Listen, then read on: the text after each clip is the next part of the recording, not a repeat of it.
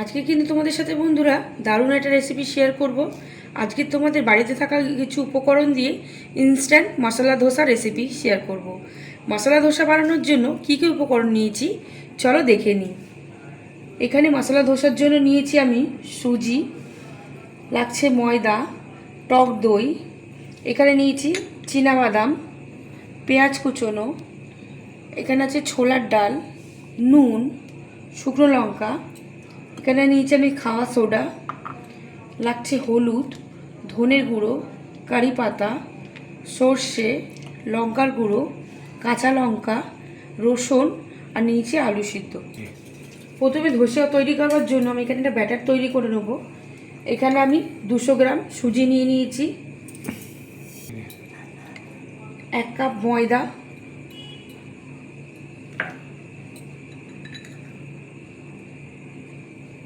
পরিমাণ মতো নুন, এটা ভালো করে আমি শুকনো পেস্ট করে নেব। তারপরে এরকম বাটির আমি 1 বাটি জল মেপে নিয়েছি। এই জলটা আমি শুকনো পেস্ট করার পরে আমি জলটা অ্যাড করব। ব্যাটারটা আমি গুলে নিয়েছি। ব্যাটারটার থিকনেস কিন্তু আমি এখন এরকম আছে। আমি এবার এর মধ্যে টক দই দিয়ে দেবো।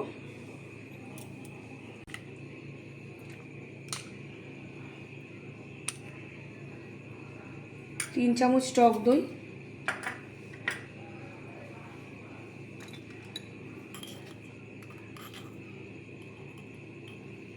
হাফ চামচ খাওয়া সোডা দিয়ে ব্যাটারটাকে ভালো করে আমি গুলিয়ে নেব। খুব ভালোভাবে কিন্তু ব্যাটারটাকে আমি গুলিয়ে নিয়েছি। এবার এটা আমি 10 থেকে 15 মিনিট মতো রেস্টে রেখে দেবো।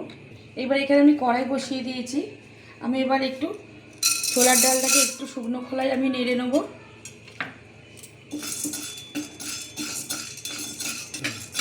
শুকনো খোলায় ছোলার ডালটাকে নেড়ে নিয়েছি। চাটনি বানানোর জন্য আমি একটা মিক্সিং জার নিয়ে নিয়েছি, দিয়ে ছোলার ডালটাকে আমি ঢেলে দিয়েছি এর মধ্যে। এবার এর মধ্যে আমি কিছুটা চিনেবাদাম দিয়ে দেবো। আর এখানে নিয়ে নিয়েছি কাঁচা লঙ্কা আর রসুন।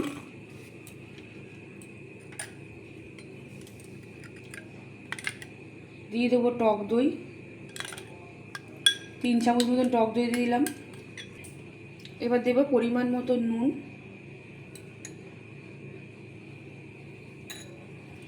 এটাকেও ভালো করে আমি পেস্ট করে নেব।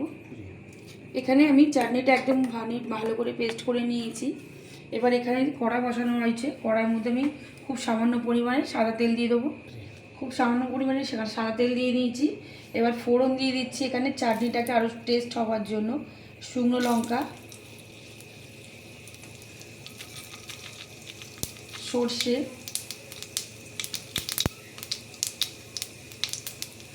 আর একটু কারি পাতা। এই তরকাটা দিলে কিন্তু খুব সুন্দর চাটনিটার একটা ফ্লেভারও আসবে আর টেস্টটাও খুব সুন্দর হবে। তরকাটা একদম রেডি হয়ে গেছে। আমি এবার চাটনির মধ্যে এটা ঢেলে দেবো।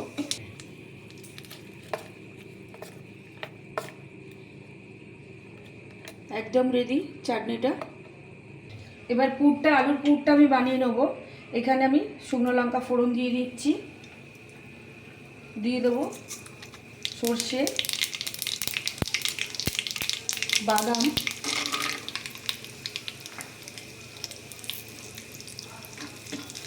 বাদামটা একটু হালকা লাল হলে এর উপরে আমি তুলে দেবো পেঁয়াজ কুচোনো,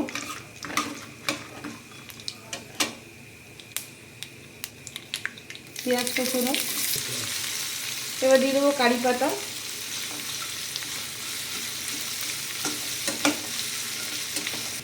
এবার পরিমাণ মতন আমি নুন দিয়ে দিচ্ছি,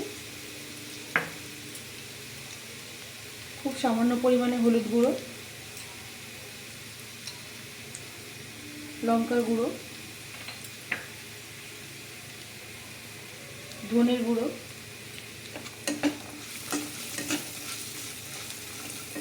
এবার এখানে সিদ্ধ করা আলুগুলো আমি একটু হাত দিয়ে এরকম করে ভেঙে ভেঙে দেবো।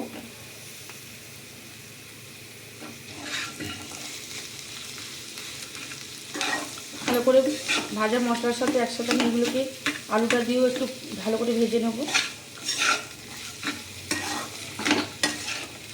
আমি এবার এখানে অল্প করে সামান্য জল দিয়ে দিচ্ছি।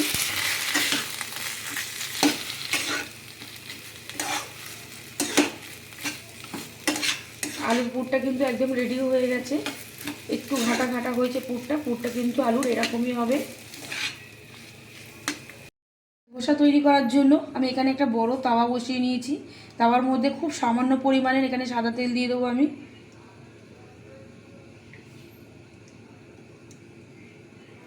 তেল গরম হওয়ার পর কিন্তু খুব সামান্য পরিমাণের আমি জল দিয়ে দেবো, তাহলে কিন্তু ধোসাটা খুব সুন্দরভাবে তাওয়া থেকে ছেড়ে উঠবে। শুকনো কাপড় দিয়ে আমি ভালো করে তাওয়াটাকে একটু মুছে নেব।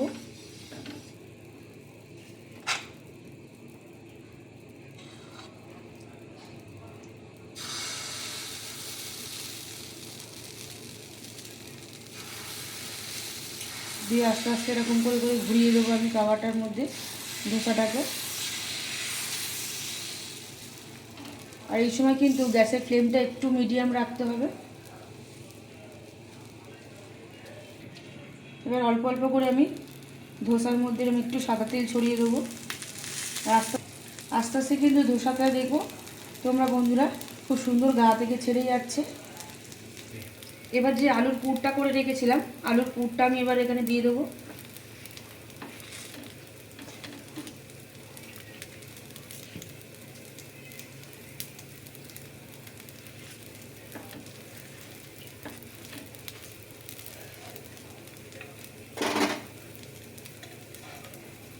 চারিদিক দিয়ে কিন্তু খুব সুন্দরভাবে ধোসাটা একদম ছেড়ে গেছে। আমি এবার এটাকে আস্তে আস্তে ভাঁজ করব।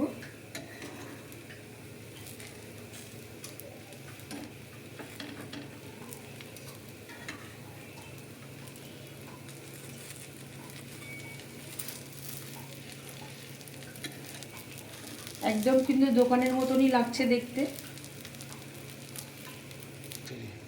ধোসাটা কিন্তু একদম দু পিঠ খুব ভালোভাবে একদম লাল হয়ে গেছে। আমি এবার এটাকে তুলে দেব।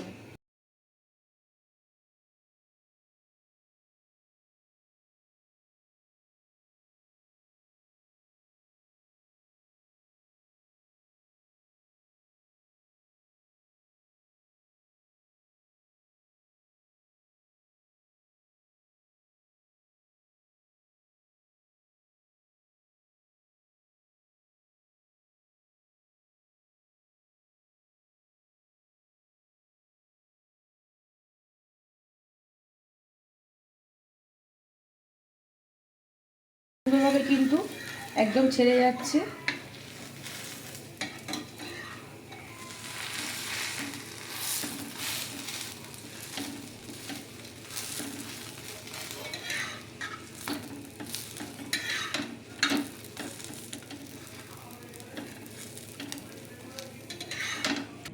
বাড়িতে থাকা কিছু উপকরণ দিয়ে কিন্তু তোমাদের সাথে ইনস্ট্যান্ট ধোসার রেসিপি তোমাদের সাথে শেয়ার করলাম।